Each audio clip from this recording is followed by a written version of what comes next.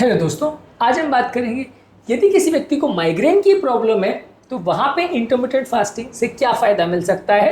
Migraine का intermittent fasting में कुछ रिलेशन है या नहीं, और क्या हम अगर किसी व्यक्ति को सर दर्द का प्रॉब्लम है या माइग्रेन का प्रॉब्लम है उसमें इंटरमिटेंट फास्टिंग जैसी टेक्निक उसको रिकमेंड कर सकते हैं कि नहीं, इस पर बात करेंगे। कुछ इसके स्पेसिफिक एविडेंसेस है, कुछ इसके इंपॉर्टेंट इश्यूज भी है, कुछ इंपॉर्टेंट कंसर्न्स भी हैं। ये सारी चीज़ों पर आज हम डिस्कस करेंगे। टॉपिक पर जाने से पहले जो लोग हमारे चैनल पर नए हैं उन्हें रिक्वेस्ट करूँगा कि चैनल को सब्सक्राइब करें, वीडियो को लाइक करें, शेयर करें, फॉलो करें, कमेंट करें, पूरा देखें। Migraine one of the most common types of headache या सरदर्द में ऐसे आता है। सबसे ज़्यादा परेशान करने वाला सरदर्द भी है। बहुत तेज यानी सीवियर पेन इसमें होता है, कई बार बर्दाश्त करना भी मुश्किल होता है। इसको अवॉइड करना हर कोई चाहता है। इसमें फास्टिंग का क्या रोल है, आज इस पर डिस्कस करेंगे। चलिए शुरू करते हैं इंपॉर्टेंट वीडियो।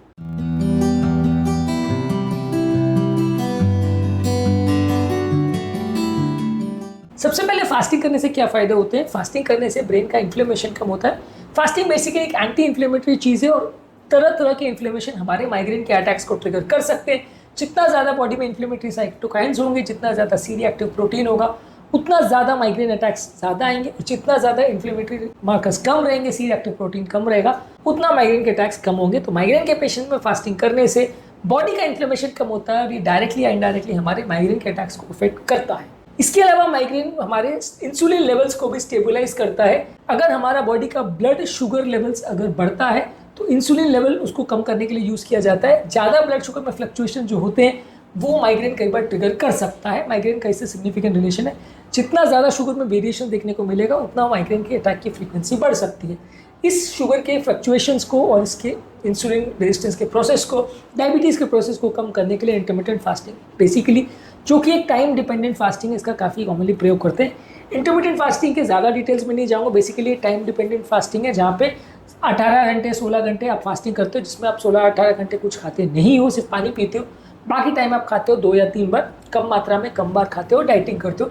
इस पर हमने ऑलरेडी बहुत सारे वीडियो किए हैं, बहुत सा बड़ा चैनल भी है हमारा इस पर, तो फास्टिंग के डिटेल्स में तो नहीं जाएंगे, लेकिन हाँ माइग्रेन में उसके रोल पर डिस्कशन करेंगे। इसके अलावा जो हम इंटरमिटेंट फास्टिंग करते हैं उसमें बॉडी में बनते हैं कीटोन बॉडीज़, जो कि फैट बर्निंग की वजह से बनते हैं। इसमें बॉडी फैट को बर्न करके उसको एक फ्यूल की तरह यूज़ करती है। ये कीटोन बॉडीज़ जो है इसका कुछ न्यूरो प्रोटेक्टिव इफेक्ट होता है, जो कि ब्रेन को प्रोटेक्ट करता है और हमारे एनर्जी मेटाबॉलिज्म को इम्प्रूव करता है। कीटोन बॉडीज़ अगर ब्रेन यूज़ करना चालू कर देता है तो माइग्रेन के अटैक्स कुछ हद तक कम हो सकते हैं। ये भी कुछ स्टडीज़ ने शो किया है। इसलिए कीटोन बॉडीज़ पर अगर हमारा सिस्टम डिपेंडेंट है तो ये फास्टिंग वाले पेशेंट में काफ़ी देखने को मिलता है और ये माइग्रेन वाले पेशेंट में फ़ायदा करता है। इसके अलावा फास्टिंग करने से हमारा माइटोकॉन्ड्रियल फंक्शन इंप्रूव होता है। माइटोकॉन्ड्रिया बेसिकली सेल्स के अंदर एनर्जी यूटिलाइजिंग ऑर्गेनेल है। ये बेसिकली हमारे माइटोकॉन्ड्रिया की एफिशिएंसी को बेटर करता है, जिससे भी माइग्रेन के अटैक्स कम होते हैं। तो माइग्रेन के पेशेंट में कई तरीके हैं। इन्फ्लेमेशन कम करना, इंसुलिन रेजिस्टेंस को कम करना, कीटोन बॉडीज़ को यूज़ करना और माइटोकॉन्ड्रियल फंक्शन को इम्प्रूव करना, ये सारे वो इंपॉर्टेंट तरीके हैं जिससे कि माइग्रेन की फ्रीक्वेंसी इंटरमिटेंट फास्टिंग द्वारा कम हो सकती है। लेकिन इसमें कुछ रिस्क भी है। कई बार हम फास्टिंग करते हैं तो लो ब्लड शुगर लेवल्स की वजह से माइग्रेन का अटैक ट्रिगर भी हो सकता है। अगर शुगर लेवल्स बहुत ज़्यादा कम हो जाते हैं तो ट्रिगर हो सकते हैं। इसके अलावा कई बार बॉडी, अगर फास्टिंग हम करते हैं तो बॉडी स्ट्रेस हार्मोन्स को बनाती है, जैसे कि कॉर्टिसोल। ये भी हेडेक को ट्रिगर कर सकता है। तो इसलिए किसी किसी व्यक्ति में ये हेडेक की फ्रीक्वेंसी को बढ़ा भी सकता है, हमें ध्यान देना पड़ेगा। इसके अलावा हम फास्टिंग के दौरान यदि हम पानी ज़्यादा मात्रा में नहीं पीते तो डिहाइड्रेशन फास्टिंग के दौरान जो कभी कभी होता है, अगर आप पानी का ध्यान नहीं रखते हो अलग से तो ये डिहाइड्रेशन भी कई बार एक माइग्रेन अटैक का ट्रिगर माना जाता है। अगर आप फास्टिंग के दौरान एडिक्वेट हाइड्रेशन को मेंटेन नहीं करते हैं तो आपको माइग्रेन का फ्रीक्वेंसी बढ़ जाएगा। ये भी एक इंपॉर्टेंट इशू है जो ध्यान रखने की आवश्यकता है। इसके अलावा फास्टिंग या कैलोरी रिस्ट्रिक्शन के दौरान बॉडी पर एक ओवरऑल स्ट्रेस पड़ता है। ये स्ट्रेस की वजह से बॉडी का कॉर्टिसोल लेवल बढ़ता है, जो कि माइग्रेन के अटैक्स की फ्रीक्वेंसी को बढ़ा सकता है। तो यानी माइग्रेन वाले पेशेंट्स में कई बार मेंटल स्ट्रेस बढ़ने की वजह से भी कई बार माइग्रेन के अटैक बढ़ सकते हैं। तो किस व्यक्ति में रिस्पॉन्स मिलेगा, किस में नहीं, ऐसा कह पाना मुश्किल है। किसी किसी व्यक्ति में फ़ायदा मिलेगा, किसी में नहीं। कुछ तरीके हैं जिससे फ़ायदा मिलेगा, कुछ इश्यूज़ हैं जिस पर हम ध्यान नहीं देंगे, खासकर डिहाइड्रेशन का या शुगर लेवल्स के बहुत कम होने का अगर हम ध्यान नहीं देते तो उससे अटैक ट्रिगर भी हो सकता है। तो ये भी काउंटर प्रोडक्टिव इफेक्ट हो सकता है। तो हमको ध्यान देके एक बैलेंस डिसीजन लेना पड़ेगा। बेसिकली माइग्रेन के पेशेंट यदि फास्टिंग करते हैं और खासकर माइग्रेन में बेनिफिट के लिए फास्टिंग करते हैं तो क्या क्या चीज़ों का ध्यान रखना है। एक तो ये कि फास्टिंग जो है वो धीरे धीरे करके बढ़ाएं, यानी 12 से 14 घंटे धीरे धीरे करके बढ़ाएं, धीरे धीरे करके 16 घंटे बढ़ाएं, ताकि बॉडी उसको हैंडल कर सके और आपका ओवरऑल मेटाबॉलिज्म बेटर वे में उसको मैनेज कर सके। यदि आप सडन फ्रीक्वेंसी माइग्रेन वाले पेशेंट्स बढ़ाते हैं या डायरेक्टली 16-17 घंटे से ही चालू करते हैं तो कई बार उनकी बॉडी इतने अच्छे से मैनेज नहीं कर पाएगी और सडनली उनका कई बार फास्टिंग से टॉलरेट नहीं होगा और उनका माइग्रेन के अटैक्स बढ़ सकते हैं। इसके अलावा पानी ज़्यादा मात्रा में पीजिए। डिहाइड्रेशन वैसे भी नुकसानदायक है और माइग्रेन के पेशेंट्स में और ज़्यादा नुकसानदायक है। फास्टिंग में वैसे भी लोगों को इंकरेज करते हैं कि ज़्यादा मात्रा में पानी पीजिए जिससे कि बॉडी का डिहाइड्रेशन नहीं हो, क्योंकि इससे भूख भी ट्रिगर होती है, माइग्रेन के अटैक्स भी ट्रिगर हो सकते हैं। तो ज़्यादा मात्रा में नहीं पीजिए। यदि आपको माइग्रेन का प्रॉब्लम है तो पर्पजली 2 से 3 लीटर पानी जानबूझ के आपको पीना है। इसके अलावा ज़्यादा न्यूट्रिएंट डेंस मील्स लीजिए, जैसे हरी साग सब्जी है, नट्स है, ओमेगा 3 फैटी एसिड जो कि फैटी फिशेस में होता है। ये सारी चीज़ें ब्रेन के इन्फ्लेमेशन को कम करती है, इससे भी आपको फ़ायदा मिलता है।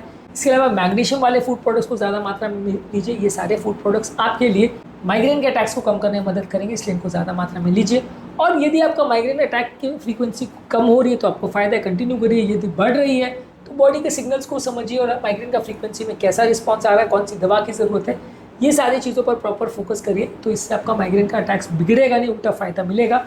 ओवरऑल माइग्रेन के अटैक्स वाले पेशेंट में इंटरमिटेंट फास्टिंग करने से कुछ फ़ायदे डेफिनेटली हैं, लेकिन आपको ओवरऑल देख के सोच के समझ के करना पड़ेगा, क्योंकि यदि आपको प्रॉपरली आप फास्टिंग नहीं करते हो तो माइग्रेन की फ्रीक्वेंसी बढ़ सकती है। प्रॉपरली करते हो, अच्छे से करते हो और सही चीज़ सब सही से चलता है तो माइग्रेन की फ्रीक्वेंसी कम भी हो सकती है। और किस व्यक्ति में कैसा रिस्पॉन्स आएगा प्रेडिक्ट करना मुश्किल है।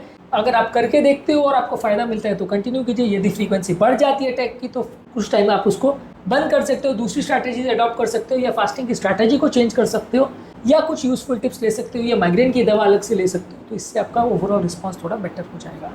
आज के टॉपिक में हमने बात करी कि माइग्रेन के पेशेंट्स में इंटरमिटेंट फास्टिंग करने के क्या फ़ायदे हैं, क्या नुकसान है, क्या चीज़ों का ध्यान रखने की ज़रूरत है और क्या इंपॉर्टेंट इशूज़ इसमें दौरान होते हैं। उम्मीद करूँगा कि आज के टॉपिक में कुछ नई बातें जानने को मिली होगी। माइग्रेन के रिगार्ड्स में और इंटरमिटेंट फास्टिंग के रिगार्ड्स पर हमने ऑलरेडी बहुत सारे वीडियोज़ किए, अलग अलग तरह के हेडेक्स और अलग अलग तरह की फास्टिंग्स पर ऑलरेडी काफ़ी वीडियोज़ किए। उम्मीद करूँगा कि आज के टॉपिक में कुछ नई बातें जानने को मिली होगी। जो लोग हमारे चैनल पर नए हैं उन्हें रिक्वेस्ट करूँगा कि चैनल को सब्सक्राइब करें, वीडियोज़ को लाइक करें, शेयर करें, फॉलो करें, कमेंट करें, पूरा